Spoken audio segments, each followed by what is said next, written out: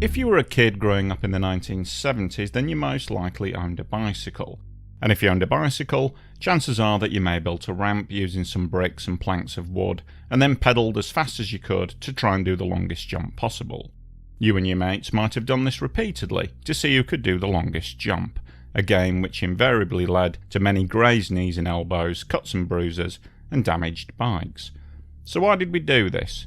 Well, it's simple. It was this guy. He inspired us. Evel Knievel was a global superstar back in the 1970s, and not just in the States. The flamboyant daredevil was nothing short of a cultural phenomenon. He was everywhere, and at the height of his fame he probably ranked up there with Elvis Presley as one of the most iconic figures of his time. There were action figures and toys. Anyone remember the wind-up stunt cycle or that dragster that had the parachute? There were posters, costumes.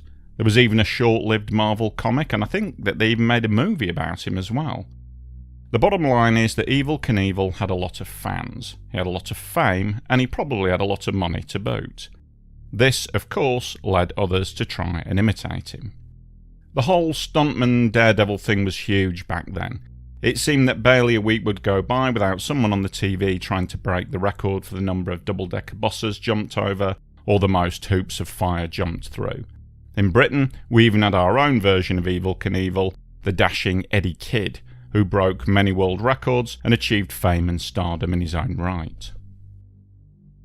But for every Evel Knievel or Eddie Kidd, there was somebody who didn't make it. Someone who not only failed to achieve fame, but in the pursuit of catching a bit of that glory, ended up paying for it with their lives.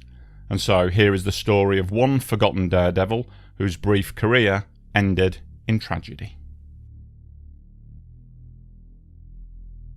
There's very little information about Stephen Ladd to be found on the internet. What little I was able to find describes him as a 25-year-old hailing from the Tottenham area of London, and he was a kind of amateur stuntman and daredevil.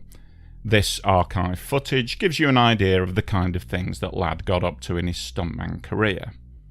I'm guessing that he was more of a local celebrity rather than a household name, as I can't find much footage of him from the national television.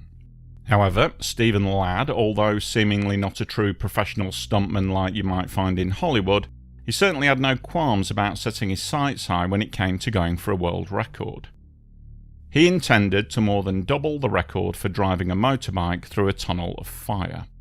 The current world record stood at 72 feet, but Ladd intended to aim for 165 feet. This world record attempt was to take place at Wintry Park Farm, Epping, and the date was set for the 22nd of November 1972. A television crew from Thames TV would be there to film the daring deed. The local fire brigade would also be present, but looking at their state of readiness, it looks like they thought that their intended role that day was probably just to be on hand to put out the fire after the stunt was over, not to be trying to save anybody's life. Now, to build the fire tunnel, they used steel poles topped with wooden planks, and the walls of the tunnel were made from thick wire fencing. Against this wire fencing were piled up bales of hay, which had been soaked in paraffin. As final preparations were made, Ladd amused the TV crew and onlookers with some minor car stunts as they all got ready for the big event.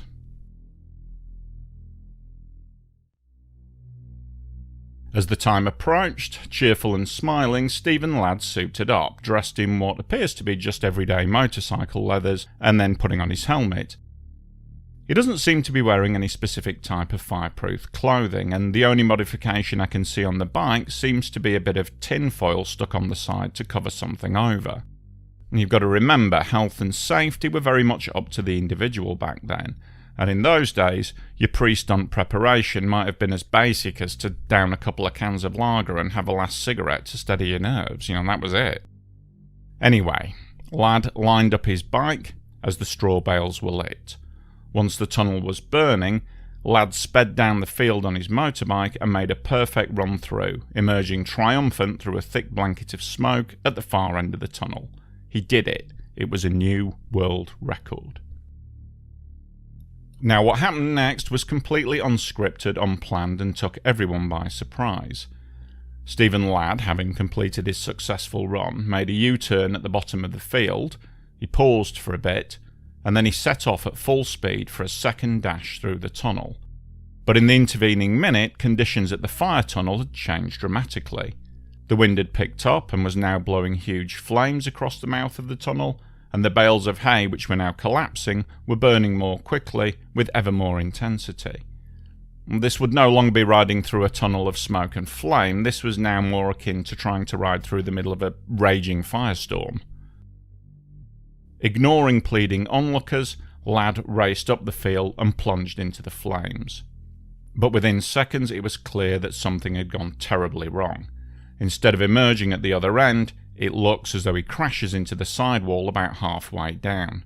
The flames are roaring, the entire tunnel is completely ablaze, so it's impossible to see exactly what's happened. The camera crew at the end of the tunnel, waiting to film Ladd's speeding exit, suddenly see a staggering figure, fully ablaze, attempting to walk, then crawl towards the tunnel exit. But it's no use. Ladd, completely on fire, collapses, rolls onto his side, and he doesn't move again. The fire crews and members of the TV crew scramble to unfurl the fire hoses and clear the burning hay using whatever tools are lying around, but it's all in vain. As the minutes tick by, it's clear that they should prepare for the worst. And eventually, the badly burned body of Stephen Ladd is recovered, and the firemen, they attempt resuscitation, but it's far too late. Stephen Ladd was pronounced dead at the scene. At the coroner's inquest, Divisional Fire Officer Douglas Barr estimated that the temperature inside the tunnel was between 1,000 and 2,000 degrees Fahrenheit, and that anyone trapped inside had little to no chance of escape. "I ran and shouted at him to stop," said Mr. Barr. "There was no doubt in my mind that he had no chance of success. Some speculate that the bike, starved of oxygen, stalled halfway down the tunnel. Looking at the footage, my guess is that he just simply couldn't see where he was going and crashed into the side wall." The inquiry returned a verdict of accidental death.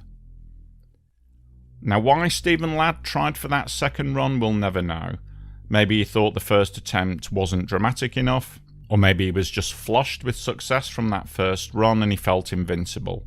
Maybe it was just his adrenaline pumping so hard that he just wasn't thinking clearly. Whatever it was, that split-second decision to make a second run cost him his life, and what should have been a day of triumph instead ended in tragedy.